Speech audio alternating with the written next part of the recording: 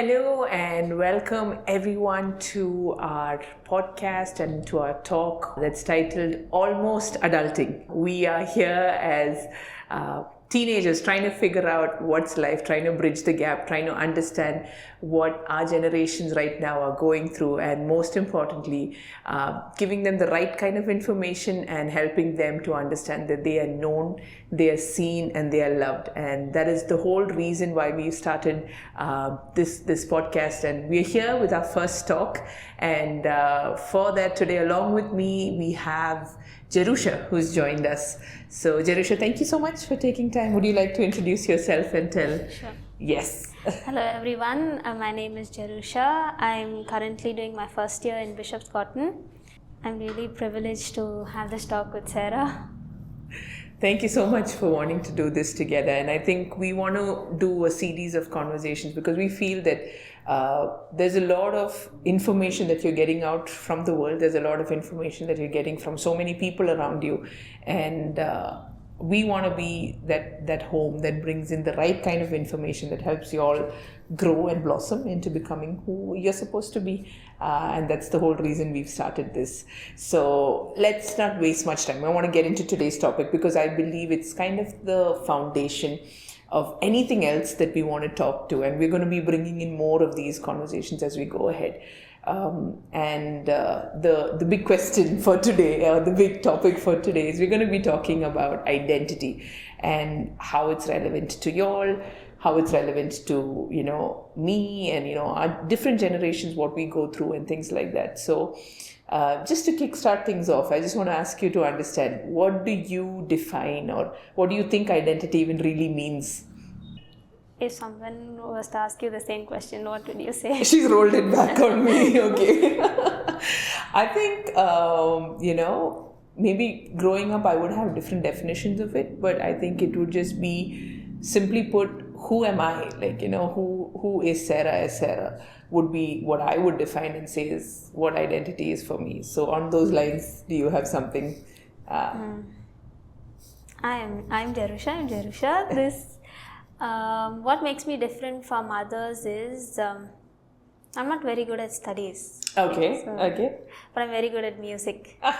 We see that. So I like play keyboard, I like to play bass, and there are a lot of other instruments I play. That's what makes me unique. Okay. All right. So you've used this term where, you're saying that, okay, identity is something like we both said it, like, it's who am I, what makes me an individual, what makes me very different from others. And I truly believe that all of us have something unique that is there, but do you really think that's what is actually happening in our generations today? I know in my generation, even now, we have people, or there are times even me as an individual might struggle and be thinking, okay, what exactly, or who am I? So do you see that with your friends, with your classmates in college, and with your siblings or your peer interactions? What are some of the problems that you generally see when it comes to identity with them? Basically, they try to copy each other. It's like, who's the best, competing. Okay. It's like, who can do better? Okay. Something like that. So I think we no longer stick on the real part of identity where we are saying who we are, but we're kind of trying to fit in based on different pressures and different things. Of course, we will go into a lot of details about what those different things might be and why. But yeah, like you very rightly said, I think we're all just trying to somewhere fit into cultures. I think because there's a lot, I think if I'm using the right word, there's a lot of cancel culture that's out there. So what happens exactly? Could you let give a little more light on that? So it's like growing up, for me, how I would like to explain this was my schooling. So first standard to fifth standard, it was like a period where they sell these different fancy kind of stationery items, and there'd be like one girl who brings a fancy pen and comes to school, and then another one will go with a normal pencil, and then they'll be like, what, you're buying this kind of pencil and coming. Okay. So I think we come across a lot of this place where we're trying to fit in, and there's a lot of cancel culture that happens for your generation. So what exactly does that look like?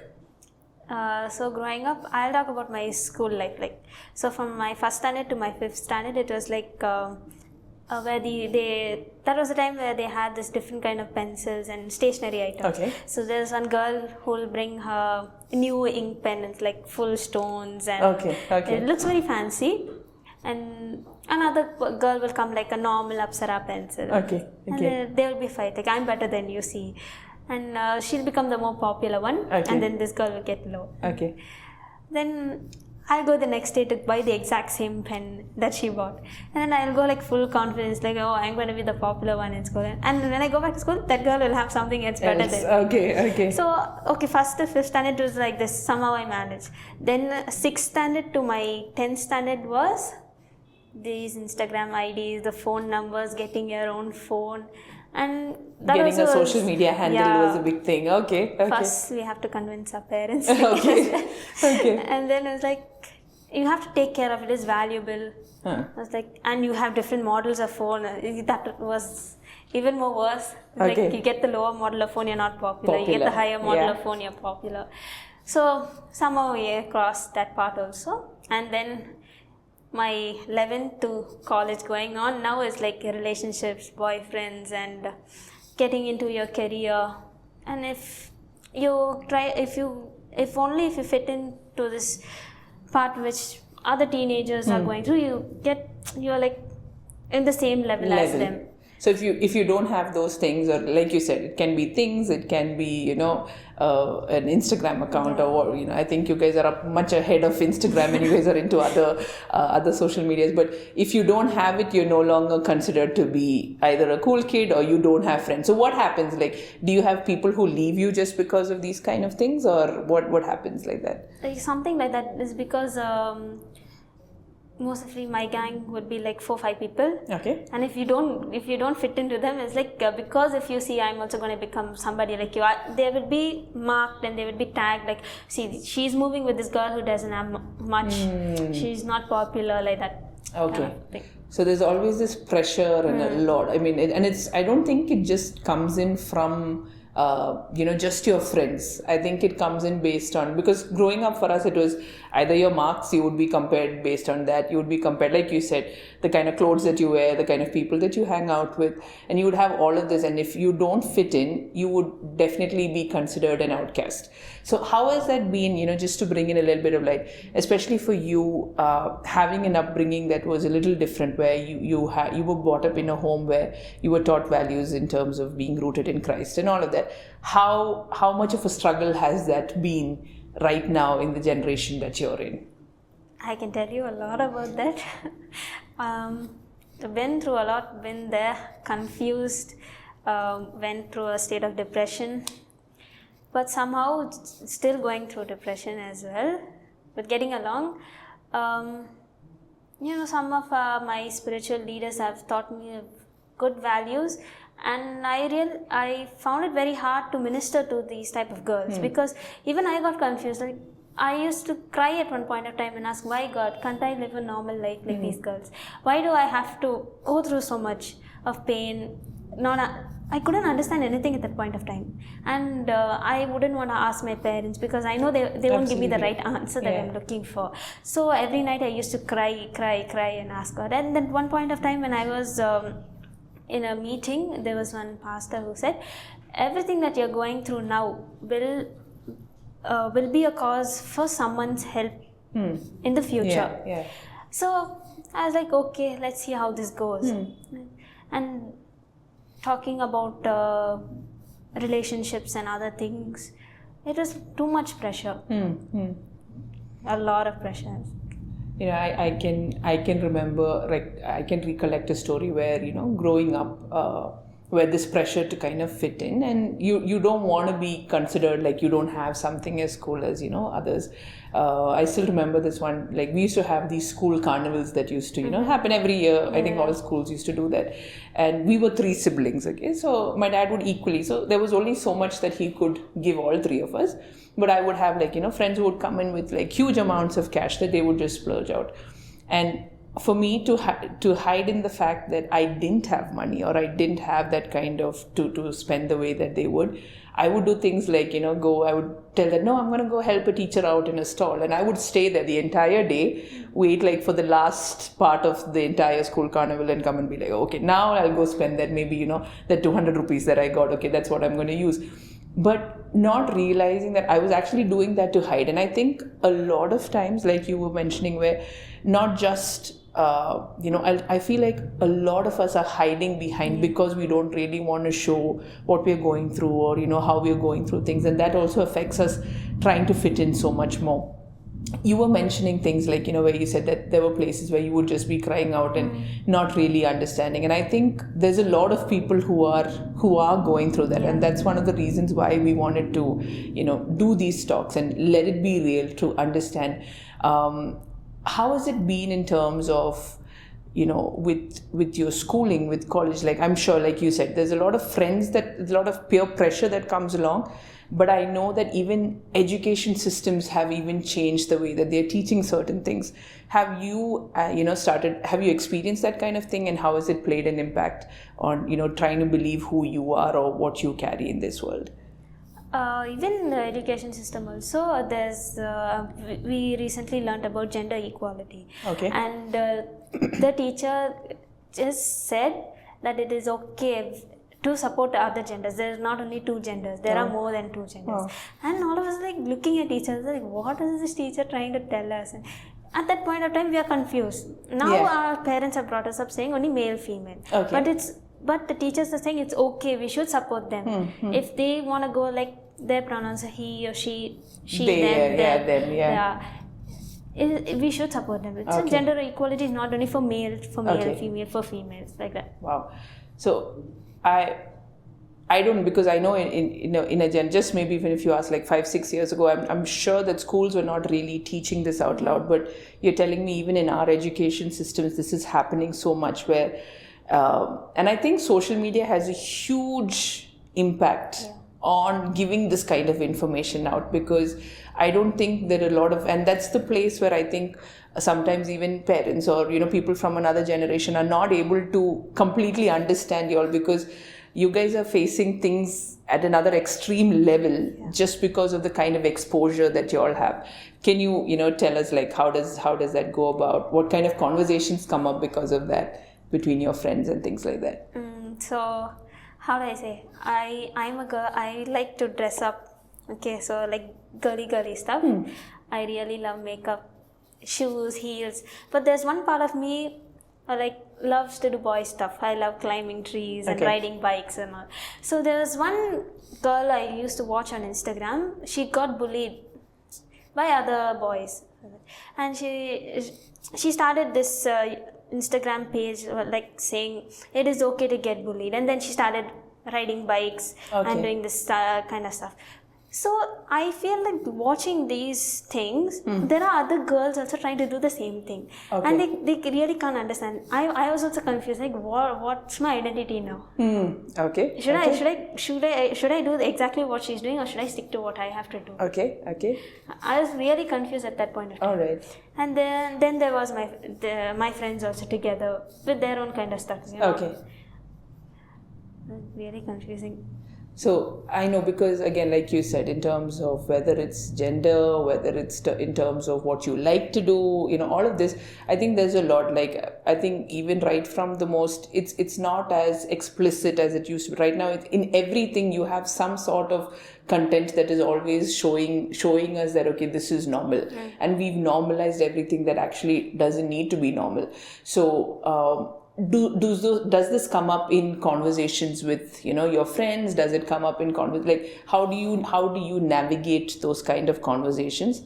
Or do you face a lot of like, okay, we don't want to talk to Jerusha because she thinks that she can't connect with this? Or do you see those kind of things happen? Yeah, I see that a lot, because at one point in time I was trying to fit in with my friends, and then slowly I started telling my parents also what I was facing in my college and my school times.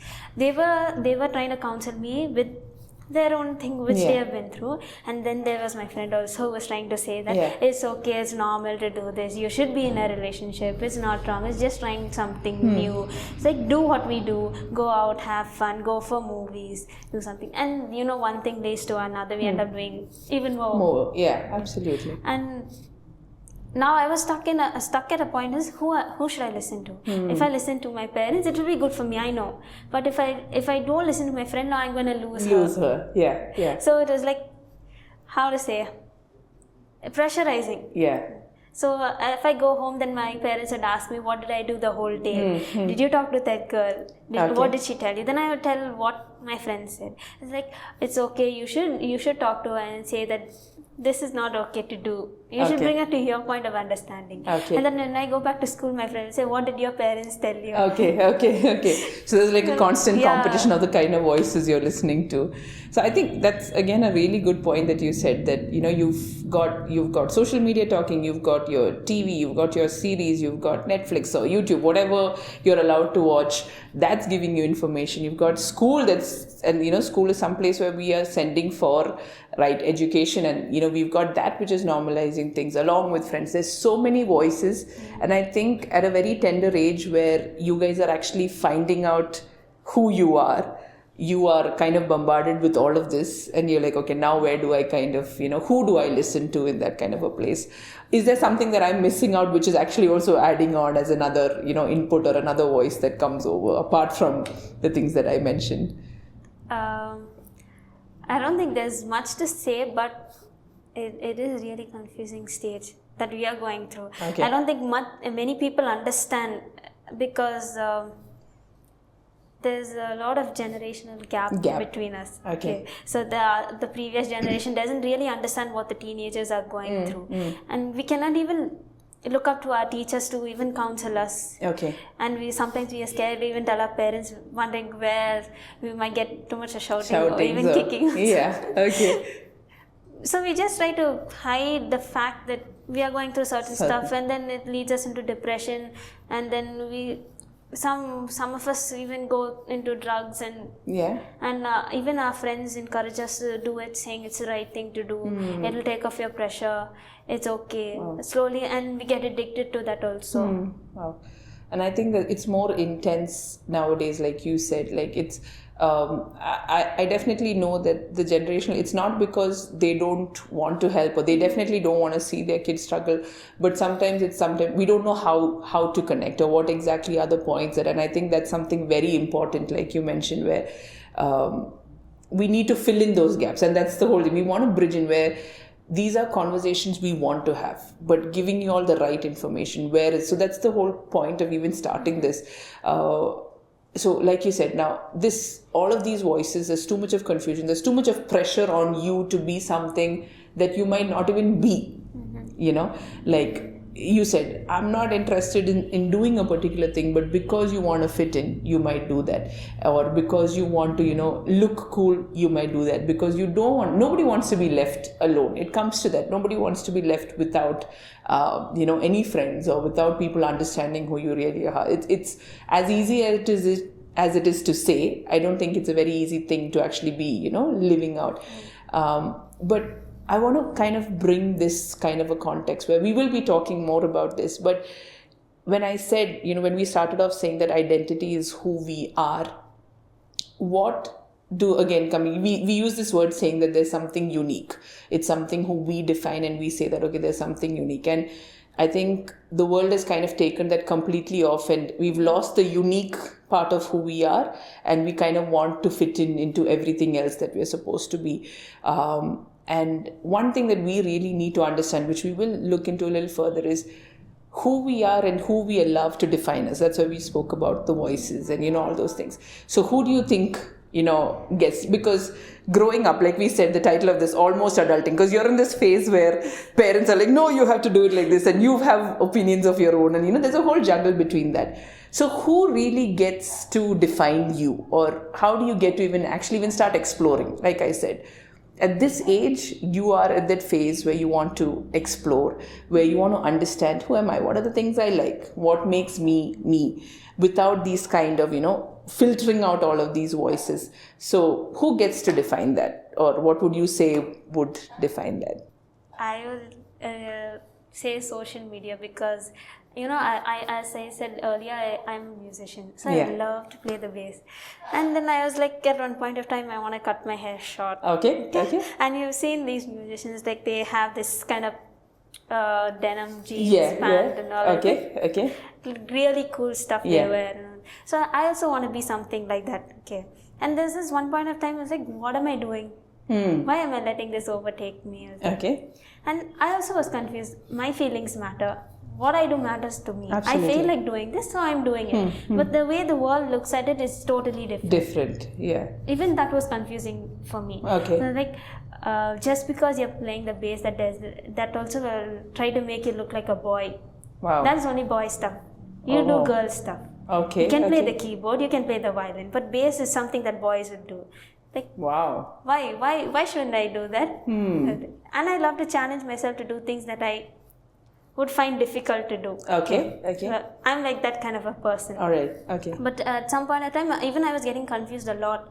Listening to most of it was my friends. Okay. They were like overruling my life. Okay. And even that caused a bridge between listening to my parents. Okay. And I would hide from them. I wouldn't tell my parents certain things, and then even went up to my spiritual leaders also. I would try to deviate and not listen to them at all. I think we all go through that little phase, and I think that's something that we as teenagers, that's something that's there, but it brings us back to that place of, because we are allowing everything else and everyone else to kind of define us, but not actually going back to the source. And that's something that I had to learn. I'm still learning. I'll never say that, something that we learn because see, identity even as a word is it keeps changing.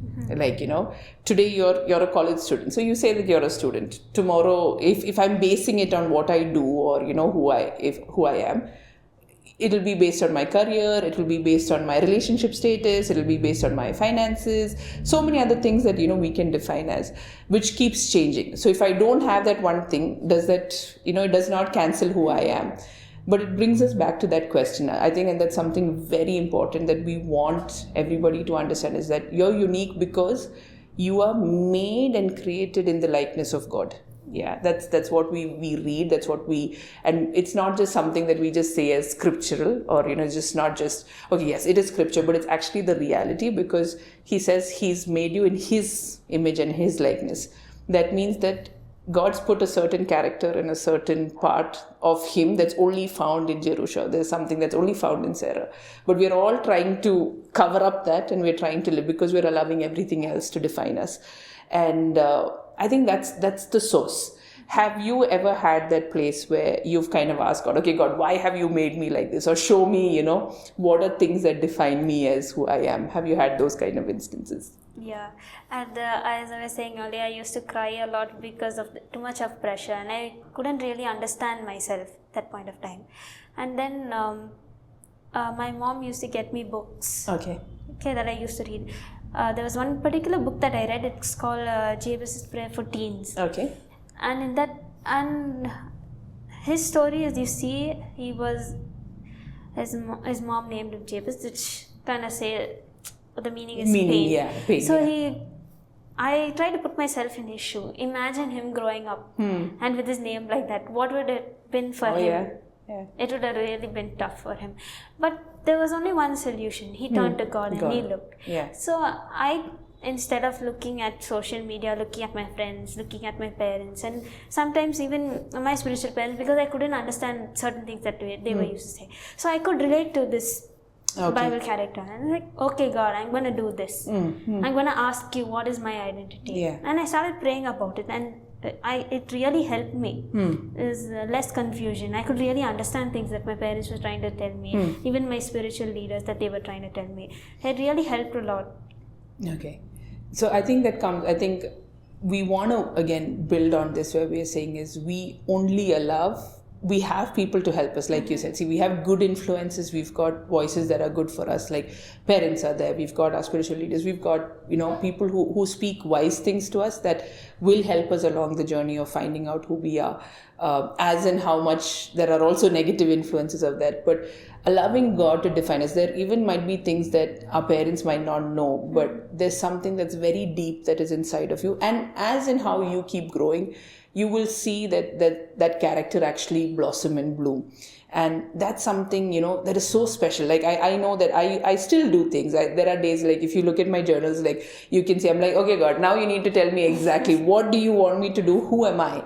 And, and I would start, it's not just writing things like I'm chosen or I'm loved. Yes, those are things that God defines me by and he sees inside of me. But those are those special characters that he's put inside and said that, hey, I've called you, you're somebody who can love like this. You're somebody who can express your love like this, which made me realize that, okay, I don't need to, shun away from becoming, again, it's a process. I'm talking this at a much later stage, but there were so many days where it was so confusing. But now I know that, okay, this makes me as unique and I don't want to hide that anymore, because it again gets rooted into this is who God is and this is who he's made me to be. I'm not basing my foundation on anything else. My job, I might not work at it tomorrow. Whether my studies, okay, I finish it. After that, what happens? Whatever it is, if I base it on anything else that is temporary or by what the world defines as my identity, I'm going to be very lost. Or after that thing gets over, I will not know what to do. And that's where it brings us back to that place of the only person who gets to define me is the one who created me. Yeah, and that is God. And that is us understanding. And it's a process. Again, it's not a one night fix it all. But my biggest prayer, and I think as a church, as a family, our biggest prayer is we want you as youngsters, because we know you're the next generation that's standing up. If you guys don't have to fight these battles and, actually get this sorted out and start seeing yourself that way. Like, when you're telling me that people made fun of you because you play the bass, it's breaking my heart because I know how great a bass player you are. And, and if you had stopped that at some point, we would never see the talent that God has put inside of you to come out and do what you do. And we want that. We want you to be authentically who you are. We want you to be everything that God has made you to be. So you guys are running much faster. And in this world, with all the kind of influences that you guys have, you guys are actually greater influences to the people around you. And like we were sharing sometime before the recording started, where it's not about going and telling people, hey, you're wrong. We won't get, to your friends, but actually even starting to trigger those conversations. If you guys have the right information and the right revelation, it actually helps y'all to even go and minister to them and say, hey, so it even gets them to start thinking, because maybe, a few generations ago, if parents tell you no, it was just a no. But I personally, I think, and I vouch for it, where sometimes you all need the reason why are we saying no. You need to understand that. And we want to give you that information so that it helps you navigate these kind of conversations moving forward. So I think that's where we want to kind of start this off with, and we want to build based on that. What are some things that you feel are, really essential that we need to, in this topic of identity, that you would want us to kind of touch on and, speak more about? There are a lot, but I would really like to know if you also would have gone through the same things.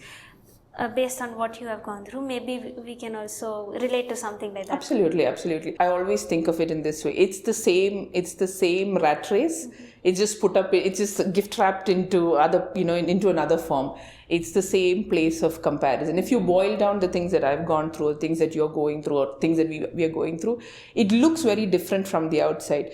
But a lot of it is boiled down to this place of comparison, of, trying to fit in, of trying to, not looking at yourself as being who God has called you to be, that I am lovable the way I am.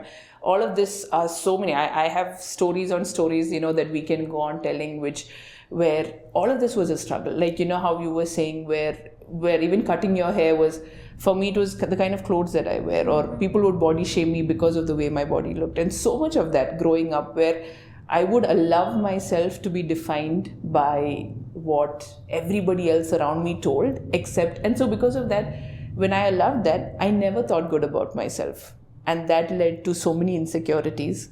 That led to me not loving myself and hurting myself and, getting into things that I didn't want to, because one, I didn't value who I was.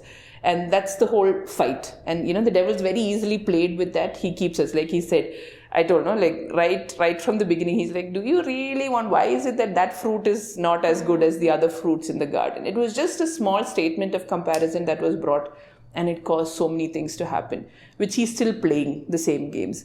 But I truly believe that you guys are in a season, and I know that it's because there's so much of influence that you all carry, more than what we might do in a church, because you're going into your schools where you guys can impact and influence a complete generation and stand up for that. And the way you might do it will be very different from what you guys would have seen. There's no limit on what you all can be doing. So we're going to go into different topics of this, but I hope this kind of gave you a little bit of insight. I know identity is a huge thing. We will definitely cover it in different parts, but I hope that kind of gives you some insight and into understanding this topic a little better.